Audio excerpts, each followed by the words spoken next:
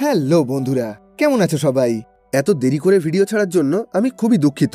আসলে আজ আমি যে সিনেমার বিষয়ে কথা বলতে যাচ্ছি, ব্যক্তিগতভাবে এটা আমার জীবনে দেখা সবচেয়ে কমপ্লিকেটেড সিনেমাগুলোর মধ্যে থেকে একটা, যেটাকে পুরোপুরি বুঝে এই ভিডিওটা তৈরি করতে আমার একটু বেশি সময় লেগে যায়। এই সিনেমাটাকে ভালোভাবে বোঝার জন্য আমাকে এটা অনেক বেশিবার দেখতে হয়েছে। আর এই সিনেমার সামান্য ছোট ছোট বিষয়গুলোকে তুলে ধরার জন্য এই ভিডিওর লেন্থটা বড্ড বেশি বড় হয়ে গেল। 2020 সালে ক্রিস্টোফার নোলেন পরিচালিত টেনেট সিনেমাটি মুক্তি পায়, যেটি এখনও অবধি এই পৃথিবীর সবচেয়ে কমপ্লিকেটেড সিনেমাগুলোর মধ্যে থেকে একটা। এই পুরো সিনেমার স্ক্রিন প্লে লিখতে ক্রিস্টোফার নোলেনের 5 বছরেরও বেশি সময় লেগে যায়। মানে 2014 সালে ওনার তৈরি ইন্টারস্টেলার মুক্তি পাওয়ার পর থেকেই উনি টেনেটের স্ক্রিন প্লে লিখতে শুরু করে দেন। 2020 সালে মুক্তি পাওয়া এই সিনেমাটার আইএমডিবি রেটিং 7.4, যেটা তৈরি করতে খরচ হয়েছিল $20 কোটি। আর টোটাল বক্স অফিস কালেকশন হলো $36 কোটি 37 লক্ষ। তো সিনেমার গল্প শুরু করার আগে সামান্য কটা জিনিস আমাদের জেনে নেওয়া উচিত। প্রথমত, এটা হলো একটা টাইম ট্রাভেল সিনেমা, যেখানে টাইম ট্রাভেলকে একটু অন্যরকমভাবে দেখানো হয়েছে। মানে এতদিন ধরে আমরা যে সমস্ত টাইম ট্রাভেল সিনেমাগুলো দেখেছি, সেখানে দেখানো হয়েছে একটা মেশিনের সাহায্যে মানুষ চাইলে বহু বছর পরের ভবিষ্যৎ বা বহু বছর আগের অতীতে চলে যেতে পারে, আর সেই মেশিনের সাহায্যেই ইচ্ছা মতো নিজেদের বর্তমান সময়ে ফিরেও আসতে পারে। কিন্তু এই সিনেমার ক্ষেত্রে ব্যাপারটা একটু আলাদা। এখানে যে টাইম মেশিন ব্যবহার করা হয়েছে ওটার নাম হলো টার্নস্টাইল। আর এই টার্নস্টাইলের সাহায্যে মানুষ শুধুমাত্র অতীতেই যেতে পারবে। এটার সাহায্যে ভবিষ্যতে যাওয়া কোনোভাবেই সম্ভব না। কিন্তু এখানে সেটারও বেশ কিছু বাধ্যবাধকতা আছে। কেউ চাইলেই এক নিমেষে বহু বছর পিছনের কোনো অতীতে যেতে পারবে না। অতীতে যাওয়ার জন্য তাকে প্রতিটা সেকেন্ড, প্রতিটা মিনিট এবং প্রতিটা ঘন্টা অতিক্রম করে যেতে হবে।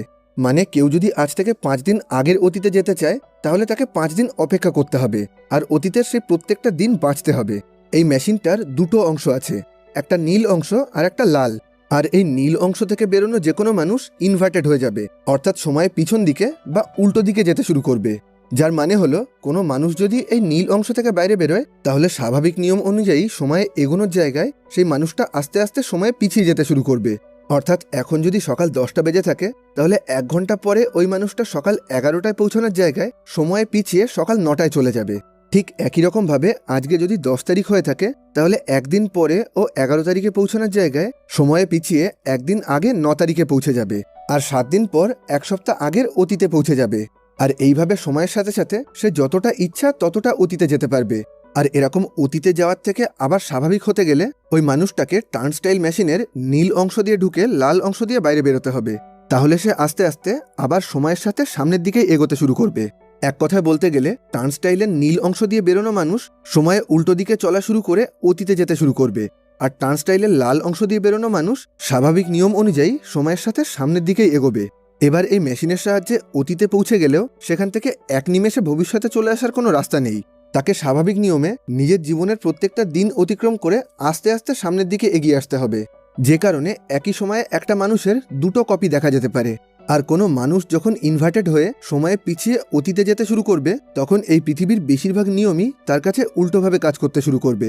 যার মানে হলো, যে কোনো সাধারণ মানুষ নিঃশ্বাস নেওয়ার সময় অক্সিজেন গ্রহণ করে আর কার্বন ডাইঅক্সাইড ছাড়ে, কিন্তু সময়ে উল্টানো মানুষ যখন নিঃশ্বাস নেবে, তখন তার শরীর বাতাস থেকে অক্সিজেনের জায়গায় কার্বন ডাইঅক্সাইড গ্রহণ করবে। সেজন্য সময়ে উল্টো দিকে চলা মানুষদেরকে সবসময় নিজেদের কাছে একটা করে ছোট্ট অক্সিজেন সিলিন্ডার বহন করতে হয়, আর সেখান থেকেই একটা বিশেষ ধরনের অক্সিজেন গ্রহণ করতে হয়। আর এই টার্নস্টাইলের সাহায্যে শুধুমাত্র মানুষকে না, যে কোনো জিনিসকেই ইনভার্টেড করে সময়ে পিছনে পাঠানো যেতে পারে। এগুলো ছাড়াও এই সিনেমার মধ্যে আরও বেশ কিছু ছোট ছোট জিনিস লক্ষ্য করার ব্যাপার আছে, যেগুলোকে আমরা ভিডিওর পরবর্তী অংশে দেখব। তো সিনেমার শুরুতে দেখা যায় ইউক্রেনের একটা বিশাল বড় ওপেরা হাউসে একটা গানের অনুষ্ঠান হতে চলেছে, যেটাকে দেখার জন্য ওখানে স্টেডিয়াম ভর্তি দর্শক চলে এসছে। আর ওই সমস্ত দর্শকদের মধ্যেই ওখানে একজন আমেরিকান ভিআইপিও ছিলেন। কিন্তু দেখা যায় অনুষ্ঠান শুরু হওয়ার আগেই বেশ কিছু জঙ্গি ওই ওপেরা হাউসে আক্রমণ করে ওখানে থাকা সমস্ত দর্শকদেরকে বন্দি বানিয়ে নেয়। আর ওই জঙ্গিরা এখানে হামলা করেছিল কারণ স্টেডিয়ামের মধ্যে থাকা আমেরিকান ভিআইপির কাছে একটা বিশেষ ধরনের প্যাকেজ ছিল, আর ওই জঙ্গিরা সেটাকেই নিতে এসেছিল। কিন্তু ওরা কিছু করার আগেই খুবই অল্প সময়ের মধ্যে ওখানে ইউক্রেন পুলিশ ফোর্স চলে আসে। আর এসব কিছুর মধ্যেই ওই স্টেডিয়ামের বাইরে একটা গাড়ির মধ্যে এই সিনেমার প্রধান চরিত্রকে দেখা যায়, এই পুরো সিনেমায় যাকে প্রোটাগনিস্ট বলে উল্লেখ করা হয়েছে। এবার দেখা যায় ওই ইউক্রেন পুলিশ ফোর্স যখন ওই স্টেডিয়ামের মধ্যে ঢোকার চেষ্টা করছিল, তখন প্রোটাগনিস্ট নিজের একটা ছোট্ট দল নিয়ে ওই পুলিশদের মতন পোশাক পরে ওদের সঙ্গে ওই স্টেডিয়ামের ভেতরে ঢুকে পড়ে। কিন্তু এরা কেউই না ওই পুলিশদের সঙ্গে ছিল আর না ওই জঙ্গিদের সঙ্গে। এরা প্রত্যেকেই আমেরিকার একটা গোপন সংস্থার হয়ে কাজ করছিল। এবার দেখা যায় ইউক্রেন পুলিশ ওই স্টেডিয়ামের এসির মধ্যে দিয়ে ভেতরে এক ধরনের অজ্ঞান করার গ্যাস স্প্রে করে দেয়, যে কারণে ভেতরে থাকা সমস্ত দর্শক নিমেষের মধ্যেই অজ্ঞান হয়ে যায়। কিন্তু জঙ্গিদের কাছে একটা বিশেষ ধরনের মাস্ক থাকার জন্য এই ঘটনায় ওদের কোনো ক্ষতি হয় না। আর বাইরে পুলিশ এসছে এটা বুঝতে পারার পর ওই জঙ্গিরা স্টেডিয়ামের মধ্যে বিভিন্ন জায়গায় টাইম বোম লাগাতে শুরু করে দেয়। আর অন্যদিকে দেখা যায় প্রোটাগনিস্ট নিজের দল নিয়ে ওই আমেরিকান ভিআইপির কাছে পৌঁছে গেছে। আর এদের কাজ ছিল ওই আমেরিকান ভিআইপি আর ওই বিশেষ ধরনের প্যাকেজটাকে ওখান থেকে সুরক্ষিত বাইরে নিয়ে আসা, যাতে ইউক্রেন পুলিশ বা ভেতরে থাকা জঙ্গি কেউই ওদেরকে খুঁজে না পায়। এবার প্রোটাগনিস্ট ওই প্যাকেজ আর আমেরিকান ভিআইপিকে নিজের দলের সঙ্গে ওই ওপেরা হাউসের একটা গোপন রাস্তা দিয়ে বাইরে বের করে দেয়। আর তারপর নিজের দলের একজন সঙ্গীকে নিয়ে ওই জঙ্গিদের সঙ্গে লড়াই করে ওই স্টেডিয়ামের মধ্যে থেকে সমস্ত বোমগুলোকে এক জায়গায় জোগাড় করতে থাকে। আর এসব কিছু চলাকালীন এক মুহূর্তে দেখা যায় একজন জঙ্গি প্রোটাগনিস্টের মাথায় বন্দুক ঠেকিয়ে ওকে গুলি করে মেরে ফেলতে যাচ্ছিল। কিন্তু তখনই হঠাৎ পিছন দিক থেকে একজন রহস্যজনক লোক ওই জঙ্গিটাকে গুলি করে মেরে প্রোটাগনিস্টকে বাঁচিয়ে দেয়। কিন্তু এখানে একটা জিনিস লক্ষ্য করা যায়, ওই রহস্যজনক লোকটা যখন গুলি চালিয়েছিল তখন ওই গুলিটা সামনের দিকে এগোনোর জায়গায় পিছন দিকে পিছিয়ে যাচ্ছিল। আর যেহেতু ওই রহস্যজনক লোকটার শরীর এবং মুখ সবকিছু ঢাকা ছিল, সেজন্য প্রোটাগনিস্ট কোনোভাবেই ওকে চিনতে পারে না। শুধু খেয়াল করে ওর ব্যাগে একটা লাল রঙের কিচেন বাঁধা ছিল। এবার প্রোটাগনিস্ট ওই বোমগুলোকে এক জায়গায় করে সেগুলোকে ওই ওপেরা হাউসের একটা ফাঁকা ঘরের মধ্যে ছুঁড়ে মেরে ওখান থেকে পালিয়ে আসে, যাতে এই বিস্ফোরণ থেকে হওয়া ক্ষতির পরিমাণটা অনেকটাই কমে যায়। এবার ওখান থেকে বেরিয়ে প্রোটাগনিস্ট আর ওর সঙ্গী তাড়াতাড়ি করে নিজেদের গাড়িতে উঠে পড়ে। কিন্তু ওখানে আসার পর দেখা যায় ওদের গাড়িটাকে জঙ্গিরা আগে থেকেই দখল করে নিয়েছিল। আর ওখান থেকে এদের দুজনকে একটা ফাঁকা জায়গায় নিয়ে গিয়ে এদের উপরে অত্যাচার করে ওই আমেরিকান ভিআইপি আর ওই বিশেষ প্যাকেজটা সম্পর্কে জানার চেষ্টা করে। কিন্তু ওদের কথার কোনো উত্তর না দিয়ে প্রোটাগনিস্ট নিজের কাছে থাকা একটা সাইনাইটের ওষুধ খেয়ে নিজের জীবন দিয়ে দেয়। কিন্তু দেখা যায় বেশ কিছুদিন পর সমুদ্রের মাঝে একটা জাহাজের মধ্যে ওর জ্ঞান ফিরে এসছে। আর তখন ও নিজের সামনে ভিক্টর নামের একটা লোককে দেখতে পায়। ভিক্টর ওরই সংস্থায় কাজ করত আর ওর সিনিয়র ছিল। ভিক্টর ওকে জানায় যে সাইনাইটের ওষুধ খেয়ে তুমি নিজের জীবন দেওয়ার চেষ্টা করেছিলে সেটা নকল ছিল। ওই ওষুধটা খাওয়ার ফলে তুমি মারা যাওয়ার জায়গায় বেশ কিছুদিনের জন্য কোমায় চলে গেছিলে। এবার প্রোটাগনিস্ট বলে, আমার দলের কি হয়েছে, তারা সবাই সুরক্ষিত আছে তো? তখন ভিক্টর বলে, না, তোমার দলের মধ্যে থেকেই কেউ একজন তোমাদের সমস্ত তথ্য ওই জঙ্গিদেরকে জানিয়ে দিয়েছে, যে কারণে তোমার দলের বাকি সমস্ত লোকজনকে ওই জঙ্গিরা মেরে ফেলেছে। আর ওই বিশেষ প্যাকেজটা এখন ইউক্রেন পুলিশের কাছে আছে। আর যেহেতু এই মিশনটাকে বাঁচানোর জন্য তুমি নিজের জীবন দিতেও দ্বিধাবোধ করোনি, তাই তোমাকে নতুন একটা মিশনের জন্য বেছে নেওয়া হয়েছে। এবার প্রোটাগনিস্ট ওই মিশন সম্পর্কে জানতে চাইলে ভিক্টর বলে, এটা খুবই গোপন আর ভয়ঙ্কর একটা মিশন, সেজন্য কোনো মানুষের কাছে এই মিশন সম্পর্কে বেশি তথ্য থাকাও ভয়ঙ্কর হতে পারে। আমি তোমাকে বেশি কিছু বলতে পারবো না, কিন্তু শুধু এটুকু জেনে রাখো, খুব তাড়াতাড়ি এই পৃথিবীতে ভয়ঙ্কর একটা যুদ্ধ শুরু হতে চলেছে, আর তোমার কাজ হলো ওই যুদ্ধটা শুরু হওয়ার আগেই ওটাকে আটকানো। আর এরপর ও প্রোটাগনিস্টের দিকে হাত দিয়ে একটা ইশারা করে বলে, এই ইশারা আর টেনেট এই নামটার বাইরে আমি তোমাকে আর কিছুই বলতে পারবো না। এগুলোর সাহায্যেই এই মিশন সম্পর্কে তোমাকে বাকি তথ্য জোগাড় করতে হবে। এবার ওখান থেকে প্রোটাগনিস্টকে লরা নামের একটা বিজ্ঞানীর কাছে পাঠিয়ে দেওয়া হয়। আর ওখানে ও লরার কাছে এই মিশন সম্পর্কে জানতে চাইলে লরা ওর হাতে একটা বন্দুক দিয়ে ওকে একটা দেয়ালের সামনে দাঁড় করিয়ে দেয়। কিন্তু ও খেয়াল করে ওই বন্দুকটা পুরোপুরি ফাঁকা ছিল, ওটার মধ্যে কোনো গুলি ছিল না। তখন লরা বলে, গুলি থাকার দরকার নেই, তুমি দেয়ালের দিকে তাক করে শুধু গুলি চালানোর চেষ্টা করো।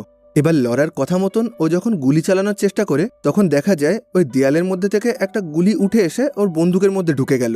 এবার লরা ওকে বলে, এই বন্দুক আর এই গুলিগুলোকে ইনভার্টেড মানে সময়ের উল্টো দিকে বা অতীতে পাঠানো হচ্ছে, সেজন্য এখন তুমি এদেরকে নিয়ে যে কাজটাই করার চেষ্টা করবে এগুলো তার উল্টো কাজ করবে।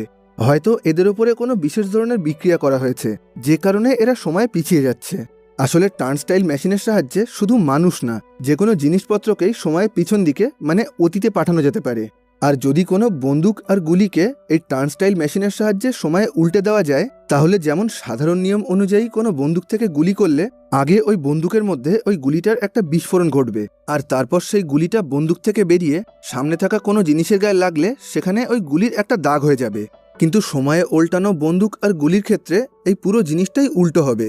যেহেতু এদেরকে সময়ে উল্টে দেওয়া হয়েছে, তাই এরকম কোনো বন্দুক থেকে গুলি করলে আগে সামনে থাকা দেয়ালে ওই গুলির একটা দাগ তৈরি হবে, আর তারপর ওই দাগ থেকে গুলিটা বেরিয়ে উল্টো দিকে আস্তে আস্তে বন্দুকের মধ্যে ঢুকে পড়বে, আর তারপর বন্দুকের মধ্যে গুলির একটা বিস্ফোরণ ঘটবে। মানে স্বাভাবিক নিয়মে যে ঘটনাগুলোই ঘটতো, উল্টানো বন্দুক আর গুলির ক্ষেত্রে সেই সমস্ত ঘটনাগুলোই উল্টোভাবে ঘটবে। আর ঠিক এই একই ঘটনা ঘটেছিল ওপেরা হাউসের মধ্যে। তখন ওই রহস্যজনক লোকটাও ইনভার্টেড অর্থাৎ সময়ে উল্টানো গুলির ব্যবহার করেছিল। এবার প্রোটাগনিস্ট বলে, এই জিনিসগুলোকে কি তাহলে তুমি বানিয়েছো? লরা বলে, না, আমার কাছে পরীক্ষা করার জন্য বেশ কিছু জিনিস নিয়ে আসা হয়েছিল, আর তাদের মধ্যে এই জিনিসগুলোও ছিল। আর আমার মনে হচ্ছে ভবিষ্যৎ থেকে কেউ এই জিনিসগুলোকে অতীতে পাঠাচ্ছে।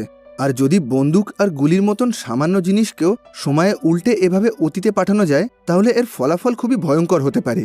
যদি এরকমভাবেই ভবিষ্যতের কোনো ভয়ঙ্কর অস্ত্র বা ভয়ঙ্কর বোমকে অতীতে পাঠিয়ে দেওয়া যায়, তাহলে আমাদের অস্তিত্ব পুরোপুরি নষ্ট হয়ে যাবে। এবার একটু খোঁজাখুঁজি করার পর ওরা জানতে পারে এই গুলিগুলোকে ভারতে তৈরি করা হয়েছে। আর ভারতের মধ্যে সবচেয়ে নামকরা বন্দুকের ব্যবসায়ী হলো সঞ্জয় সিং, যিনি ভারতের মুম্বাই শহরে থাকে। আর সঞ্জয়ের সঙ্গে দেখা করার জন্য প্রোটাগনিস্টের একটু সাহায্যের দরকার ছিল। সেজন্য ও নিজের টেনেট সংস্থার কাছে ফোন করে একজনকে সাহায্যের জন্য চেয়ে পাঠায়। আর কিছুক্ষণের মধ্যেই ওকে সাহায্য করার জন্য ওখানে নীল নামের একটা ছেলে চলে আসে।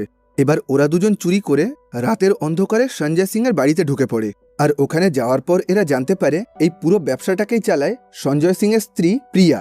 আর ওখানে দেখা যায় প্রিয়া এই টেনেট সংস্থা সম্পর্কে আগে থেকেই জানতো।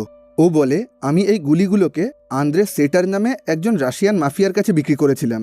আমি যখন এই গুলিগুলোকে বিক্রি করেছিলাম তখন এগুলো একদমই স্বাভাবিক ছিল, কিন্তু পরে এগুলোকে কোনোভাবে সময়ের সাথে উল্টে দেওয়া হয়েছে। আমার মনে হয় আন্দ্রের কাছে এমন কোনো জিনিস আছে যেটার সাহায্যে ও সমস্ত বন্দুক আর গুলিগুলোকে সময়ের পিছন দিকে পাঠিয়ে দিচ্ছে। আর এর সাথে সাথে ও ভবিষ্যতের সাথেও কোনো রকমভাবে যোগাযোগ করতে পারে। তখন প্রোটাগনিস্ট বলে, ও ভবিষ্যতে যোগাযোগ করতে পারে, কিন্তু এটা কিভাবে সম্ভব? প্রিয়া বলে, আমরা সবাই তো এই জিনিসটা করে থাকি। আমরা যখন কাউকে টেক্সট মেসেজ করি বা কাউকে মেল পাঠাই বা ঘড়িতে অ্যালার্ম দেই, সেই সমস্ত জিনিসগুলোকেই তো আমরা ভবিষ্যতে দেখি।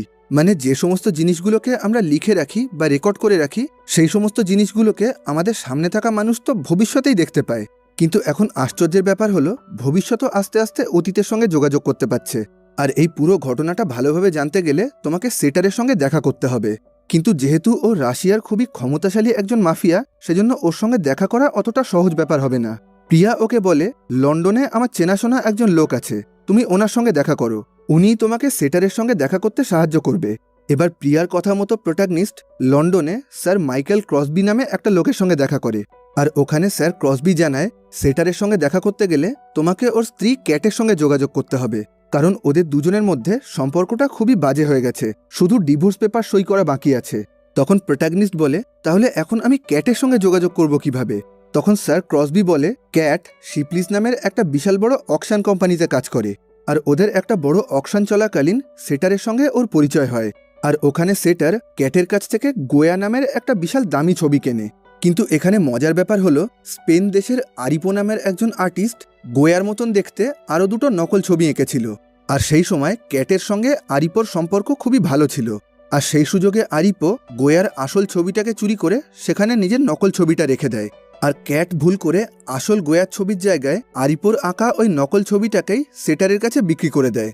আর পরে সেটার যখন এই ঘটনাটা জানতে পারে, তখন ও ক্যাটকে ব্ল্যাকমেল করতে শুরু করে যে এই পুরো ঘটনাটা ও পুলিশকে জানিয়ে দেবে, যে জন্য ক্যাটকে বাধ্য হয়ে সেটারের সঙ্গে থেকে ওকেই বিয়ে করতে হয়। কিন্তু বিয়ের পরেও ওদের সম্পর্কটা একদমই ভালো চলছিল না। এবার স্যার ক্রসবি নিজের ব্যাগ থেকে একটা ছবি বের করে বলে, এটা হলো আরিপোর তৈরি করা গোয়ার মতন দেখতে দ্বিতীয় ছবিটা। আর এই ছবিটার সাহায্যেই তুমি এখন ক্যাটের সঙ্গে যোগাযোগ করতে পারবে। আর এবার এই ছবিটা দেখানোর অজুহাতে প্রোটাগনিস্ট ক্যাটের সঙ্গে দেখা করার জন্য ওর অফিসে চলে যায়। আর এটা দেখে ক্যাট খুব সহজেই বুঝে যায় যে এটা আরিপোর তৈরি করা সেই দ্বিতীয় নকল ছবিটা, যার প্রথম কপিটা ও নিজের স্বামী সেটারের কাছে বিক্রি করেছিল। এবার ওই ছবিটা দেখার পর ক্যাট ওকে বলে, তুমিও কি আমাকে ব্ল্যাকমেল করতে চাও? প্রোটাগনিস্ট বলে, না, আমি তোমার সমস্ত সমস্যার কথা শুনেছি আর আমি তোমাকে সাহায্য করতে চাই। তুমি চাইলে আমি তোমাকে এই বিপদ থেকে বের করে আনতে পারি। আমি ওই ছবিটাকে পুরোপুরি নষ্ট করে দিতে পারি। আর ওই ছবিটা না থাকলে সেটারও তোমাকে কোনোভাবে ব্ল্যাকমেল করতে পারবে না। কিন্তু তার বিনিময়ে আমাকে তোমার স্বামী সেটারের সঙ্গে দেখা করার একটা ব্যবস্থা করে দিতে হবে। এবার এই কথাগুলো শুনে ক্যাট রাজি হয়ে যায় আর ওকে বলে, অসলো এয়ারপোর্টের মধ্যে ফ্রিপোর্ট নামের একটা জায়গা আছে, যেখানে বিভিন্ন দামি দামি আর্ট বা ছবিকে সংরক্ষিত করে রাখা হয়। আর ওই ফ্রিপোর্টের মধ্যেই সেটারের নিজস্ব একটা লকার রুম আছে। আর আমার মনে হয় সেটার ওই ছবিটাকে ওই লকার রুমের ভেতরেই লুকিয়ে রেখেছে। এবার প্রোটাগনিস্ট নীলের সঙ্গে প্ল্যান করতে শুরু করে যে কিভাবে ওই ছবিটাকে ওই লকার রুমের ভেতর থেকে বাইরে বের করে আনা যায়। সেজন্য ওই পুরো জায়গাটাকে ভালোভাবে দেখার জন্য নীল একজন নকল কাস্টমার সেজে ওখানে ঢুকে যায়। আর ওখানে ঢোকার পর ও জানতে পারে এয়ারপোর্টের মধ্যে এই জায়গাটাকে খুবই কঠিন সুরক্ষা ব্যবস্থার মধ্যে ঘিরে রাখা হয়েছে, যেখান থেকে ওই ছবিটাকে চুরি করে আনা একদমই সহজ ব্যাপার না। যদি কোনো কারণে ওখানে আগুন ধরে যায় তাহলে সমস্ত দরজাগুলোই ওখানে নিজের থেকেই বন্ধ হয়ে যাবে। আর এসব কিছু চলাকালীন ওই ঘর থেকে বেরোনোর জন্য 10 সেকেন্ড সময় পাওয়া যাবে। এবার নীল ঠিক করে এয়ারপোর্টের মধ্যে ওই ফ্রিপোর্টের ভেতরে যাওয়ার জন্য ওরা বাইরে থেকে একটা প্লেন বিস্ফোরণ ঘটাবে। আর এই কাজের জন্য ওরা মাহির নামের একটা লোকের সাহায্য নেয়। এবার প্রোটাগনিস্ট আর নীল পরের দিন সকালে দুজন কাস্টমার সেজে ওই ফ্রিপোর্টের মধ্যে ঢুকে পড়ে। আর ওখানে একজন কর্মচারী এদের সবাইকে ভেতরের নিয়মকানুন বোঝাচ্ছিল। আর সেই সময় মাহির নিজের দলবল নিয়ে একটা বিশাল ফাঁকা প্লেনের সাহায্যে ওই ফ্রিপোর্টের বাইরের দেয়ালে বিস্ফোরণ ঘটিয়ে দেয়। আর যে প্লেনের সাহায্যে ওরা বিস্ফোরণ ঘটিয়েছিল সেই প্লেনের মধ্যে অনেকটা সোনা রাখা ছিল। আর বিস্ফোরণ ঘটানোর আগে ওই প্লেনের ভেতর থেকে সমস্ত সোনা ওরা পুরো এয়ারপোর্টের মধ্যে ছড়িয়ে দেয়, যে কারণে ওখানে থাকা সমস্ত লোকজনের নজর বিস্ফোরণের জায়গায় ওখানে থাকা সোনার দিকেই ছিল। এবার বাইরে বিস্ফোরণ ঘটে আগুন ধরে যাওয়ার ফলে ফ্রিপোর্টের ভেতরের সমস্ত দরজাগুলো 10 সেকেন্ডের মধ্যে নিজে থেকেই বন্ধ হয়ে যেতে শুরু করে। আর সেই সময়ের মধ্যে ওদের সামনে থাকা ফ্রিপোর্টের কর্মচারীটা বাইরে বেরিয়ে গেলেও প্রোটাগনিস্ট আর নীল ইচ্ছা করেই ভেতরে থেকে যায়। আর ওখান থেকে ওরা দুজন ভেতরের দরজাগুলো খুলতে খুলতে সেটারের লকারের মধ্যে ঢুকে যায়। কিন্তু দেখা যায় সেটারের লকারে ঢোকার দুটো দরজা ছিল, আর ওই দরজা দুটোর একটার ভেতরে লাল আর অন্যটার ভেতরে নীল আলো জ্বলছিল। এবার ভেতরে ঢোকার পর ওরা দেখতে পায় লাল আর নীল দুটো ঘরের মধ্যেই একটা বিশাল বড় মেশিন রাখা ছিল। আর হঠাৎ ওই